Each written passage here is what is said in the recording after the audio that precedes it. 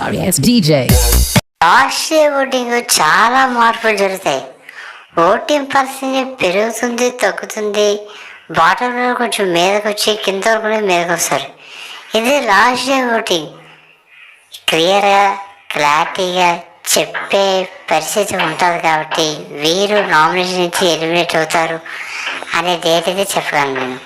ఇది last day voting ఏంటంటే చెప్పే ముందు నా అఫీషియల్ పోల్స్ అయితే నేను ఆల్రెడీ పోలింగ్ అయితే పోస్ట్ చేశాను. నేను ఎవరు ఓటు వేయాలి కూడా అఫీషియల్ పోల్స్ అయితే ఓటు వేయండి.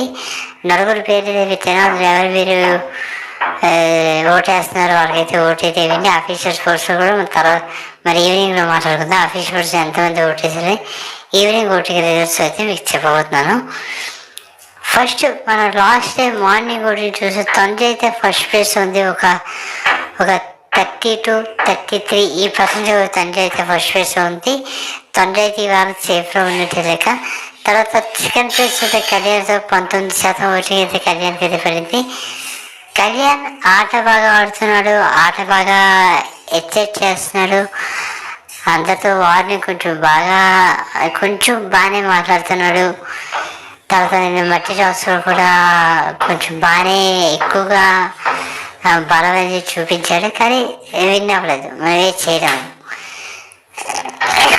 సరే. తర్వాత థర్డ్ ప్లేస్ సంజయ్ గారు అయితే ఉన్నారు. ఒక 13% ఓటింగ్ సంజయ్ గారు పడుతుంది.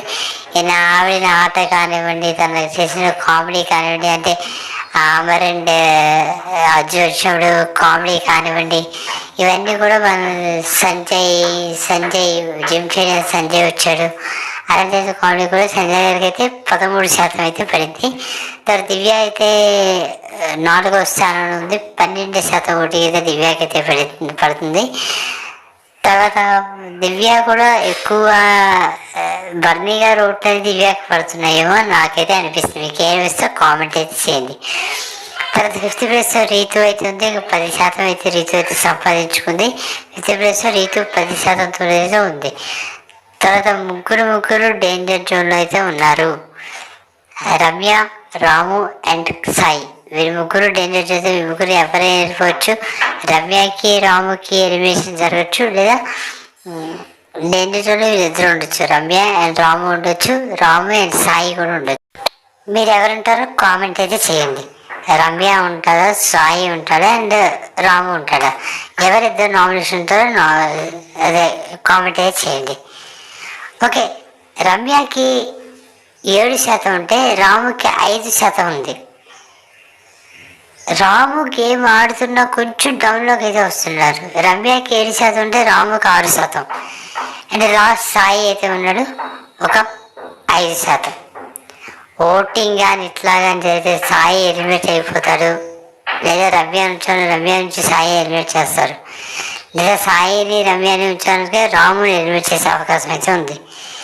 మీరు ఎవరు వెళ్ళిపోతున్నారో కామెంట్ అయితే చేయండి. ఛానల్ సబ్స్క్రైబ్ చేసుకుని చాలామంది చూస్తున్నారు, కానీ సబ్స్క్రైబ్ చేసుకుని పక్కన బెల్ ఆప్షన్ నా పద్ధతి మిస్ అవ్వకుంటారు. మీ పాయింట్ పెద్ద ప్రతిసారి మీకు ఓటింగ్ అనాలిసిస్ చెప్తూ ఉంటాడు. పాయింట్ పెద్ద వచ్చాడంటే ఓటింగ్ అనాలిసిస్ ఖచ్చితంగా వస్తూ ఉంటాయి.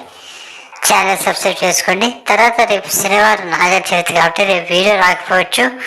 ఎలిమినేట్ ఎవరవుతారు అని చాలామంది అనుకుంటారు కదా. అయితే పోస్ట్ అయితే నేను నా వాట్సాప్ ఛానల్ అయితే పెడతాను. వాట్సాప్ ఛానల్ లింక్ డిస్క్రిప్షన్ ఇస్తాను, అక్కడికి వెళ్ళి వాట్సాప్ ఛానల్ అయితే ఫాలో అయితే అవ్వండి.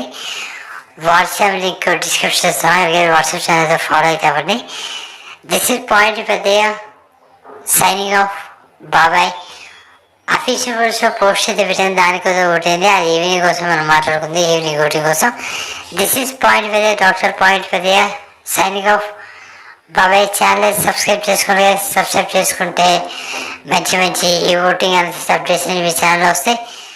చూద్దాం మరి ఎవరు ఎలిమినేట్ అవుతారో కామెంట్ చేయండి.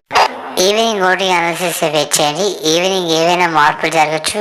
ఎవరు డౌన్లో ఉన్నారో, ఎవరు బాటంలో ఉన్నారో మనకు తెలిసిపోయింది. 5 ఆల్రెడీ సేవే, ఎవరు మిగతా 5 సేవే. ఈవినింగ్ ఓటింగ్ కోసం మనం వెయిట్ చేద్దాం. డాక్టర్ పాయింట్ పెద్దయ్య.